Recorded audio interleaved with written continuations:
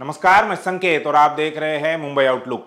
शीतकालीन सत्र के दौरान केंद्र सरकार ने यह माना कि वित्तीय और आर्थिक अपराधों की जांच करने वाली भारत की प्रमुख एजेंसी प्रवर्तन निदेशालय यानी ईडी द्वारा दर्ज धन शोधन निवारण अधिनियम PMLA मामलों में आरोप साबित होने की दर 5% से भी कम रही है। रिपोर्ट के मुताबिक कांग्रेस के राज्यसभा सांसद रणदीप सिंह सुरजेवाला द्वारा पूछे गए सवालों के जवाब में वित्त राज्य मंत्री पंकज चौधरी ने बताया कि 1 जनवरी 2019 से 21 अक्टूबर 2024 के बीच PMLA के तहत दर्ज 1911 मामलों में से केवल 42 मामलों में यानी केवल 4.6% में दोषी सिद्ध हुए हैं और 257 यानी 28% मामले ट्रायल स्टेज तक पहुंचे हैं। ईडी का यह खराब रिकॉर्ड लंबित मामलों की संख्या में भी देखा गया है।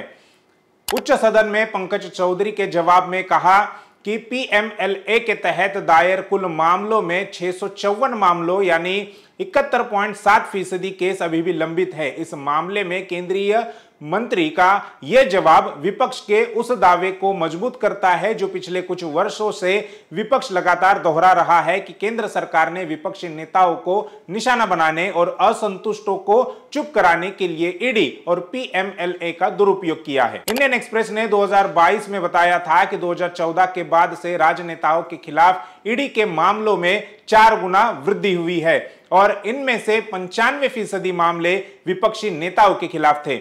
ईडी ने तब जवाब देते हुए कहा था कि बड़ी संख्या में लंबित मामलों के बावजूद उन मामलों में उसकी सजा की दर 96% से अधिक है जो ट्रायल स्टेज तक पहुंच चुके हैं।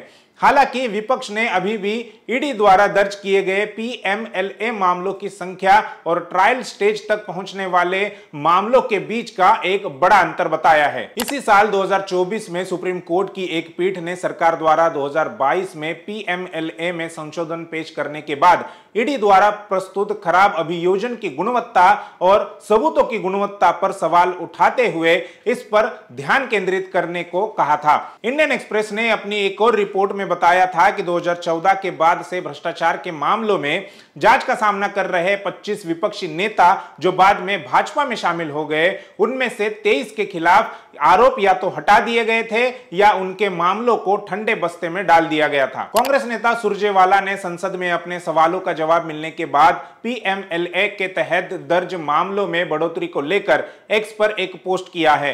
उन्होंने कहा कि एनडीए सरकार के तहत पिछले 5 वर्षों में 1911 मामले दर्ज किए गए जबकि यूपीए सरकार के पूरे 10 वर्षों में केवल 102 मामले ही दर्ज किए गए थे।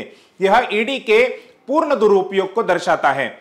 गौरतलब है कि केंद्र सरकार द्वारा पहले प्रस्तुत किए गए आंकड़ों से पता चला था कि 2014 से 2024 तक PMLA के तहत कुल 5297 मामले दर्ज किए गए हैं। इनमें से केवल 40 मामलों में सजा हुई है और 3 को बरी कर दिया गया है।